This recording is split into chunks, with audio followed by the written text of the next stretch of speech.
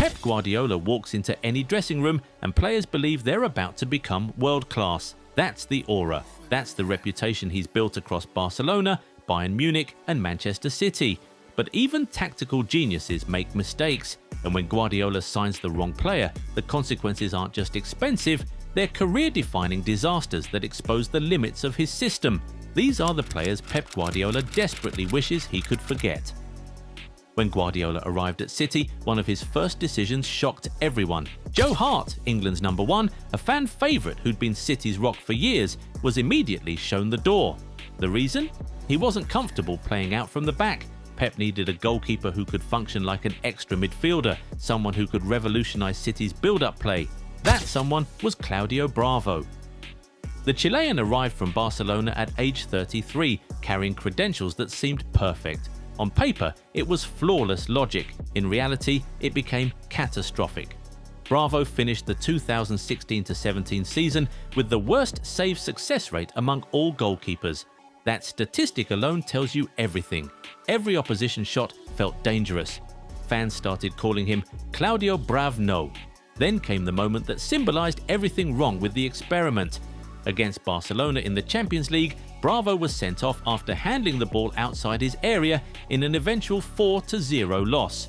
Guardiola publicly defended him repeatedly, which only made things more awkward because the mistakes never stopped. The English game exposed every weakness Bravo possessed. Crosses overwhelmed him, physical strikers bullied him, fast transitions left him stranded.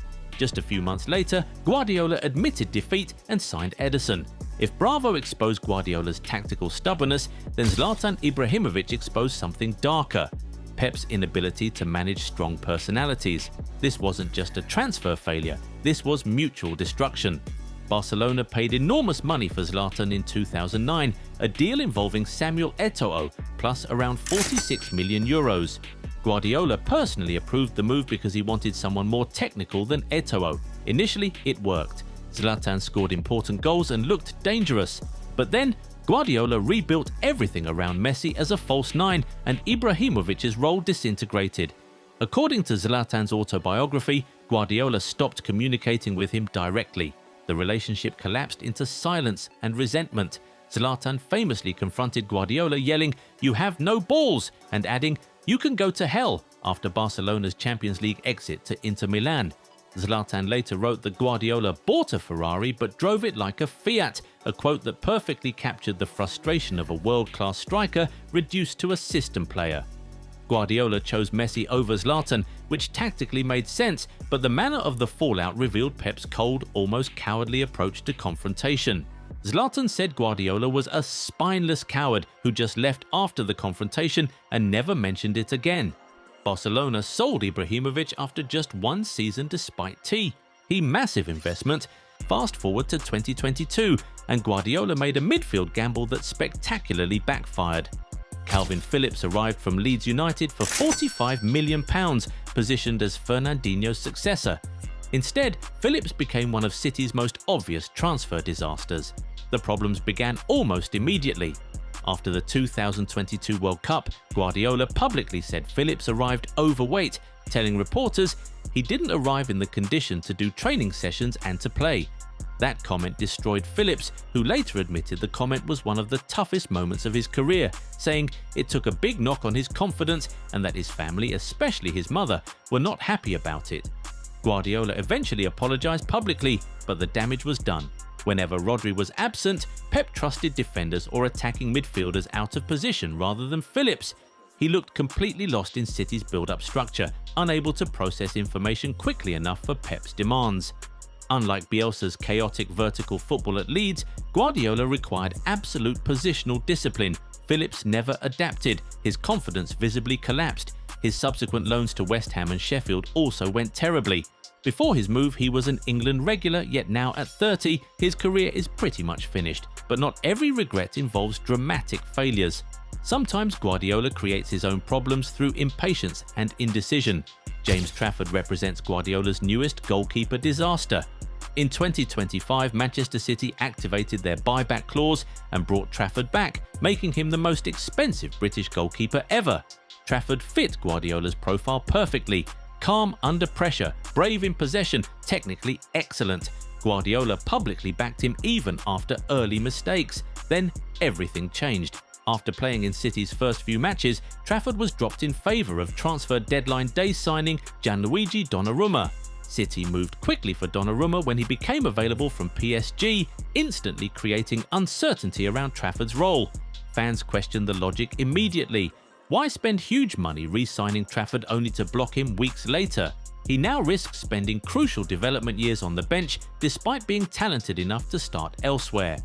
Guardiola's obsession with constantly upgrading the goalkeeper position may have unintentionally damaged a homegrown talent. Nolito became one of Pep's forgotten Manchester City signings. Guardiola brought Nolito to City in 2016 from Celta Vigo.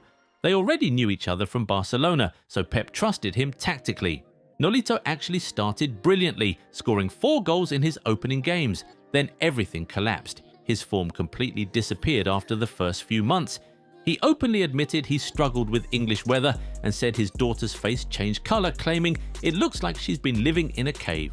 He also revealed he learned very little English, just tomorrow, good morning, good afternoon, and a little more. His family became miserable. Guardiola eventually stopped using him regularly. By 2017, Nolito started just 1 game for City and played only 39 minutes of Premier League football across 5 appearances. He left after just 1 year, returning to Spain with Sevilla. It was another example of Pep trusting familiarity over suitability, assuming a technically gifted La Liga player would instantly adapt to English football's demands. Danilo represents a different category of Guardiola regret, the useful player who was never quite good enough. Signed from Real Madrid in 2017, Danilo could play both right back and left back, which suited Pep tactically, but he was never fully convinced. He made costly defensive mistakes and looked shaky under pressure in big moments. Kyle Walker quickly became the clear first-choice right-back. Guardiola constantly rotated Danilo instead of fully trusting him. In 2019, he allowed him to leave for Juventus in a swap involving João Cancelo, with City paying €28 million plus Danilo. That move tells you Pep believed Cancelo fit his football much better. Danilo later revived his career in Italy, where the tactical pace was slower. He was useful but never transformative at City, and Guardiola likely expected much more from a Real Madrid starter entering his prime. Then there's Dmytro Chygrynskiy, Guardiola's weirdest transfer obsession. Guardiola personally pushed Barcelona to sign Chygrynskiy from Shakhtar Donetsk in 2009. He was obsessed with the defender's ball-playing ability. Many at Barcelona reportedly questioned the fee immediately. Chygrynskiy struggled badly with the pace and pressure at Barcelona.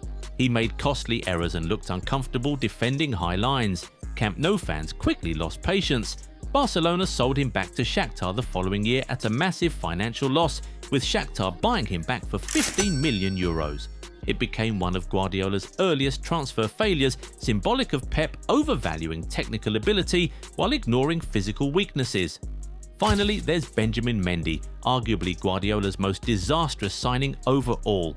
Signed from Monaco in 2017 for £52 million, Mendy was the world record transfer fee for a defender at the time. Guardiola loved his athleticism and crossing ability, describing him as something close to a special player. Mendy started brilliantly before suffering a ruptured ACL in 2017. Repeated injuries destroyed everything. Guardiola constantly expressed frustration over not being able to use him consistently. Then came the far bigger issue. His legal troubles completely overshadowed football. In August 2021, Mendy was arrested on allegations of sexual offences and suspended by City. They later allowed his contract to expire quietly in 2023. From a football perspective alone, Guardiola never got the elite left-back he thought he'd signed. City spent years constantly rebuilding the left-back position afterward, using Zinchenko, Cancelo, Ake, and even centre-backs there. That shows how badly the Mendy plan failed, considering the price, injuries, availability, and lack of long-term impact. Pep Guardiola's brilliance is undeniable, but these 8 players prove even the best managers make mistakes. Sometimes it's overthinking, sometimes it's poor judgment, sometimes it's just bad luck. Either way, these are the transfers Guardiola wishes never happened. Do you think we left anyone off the list? Let us know in the comments. Remember to leave a like on the video if you enjoyed it and subscribe to the channel. Also, be sure to turn on post notifications so that you never miss out on any new videos. See you next time. Bye.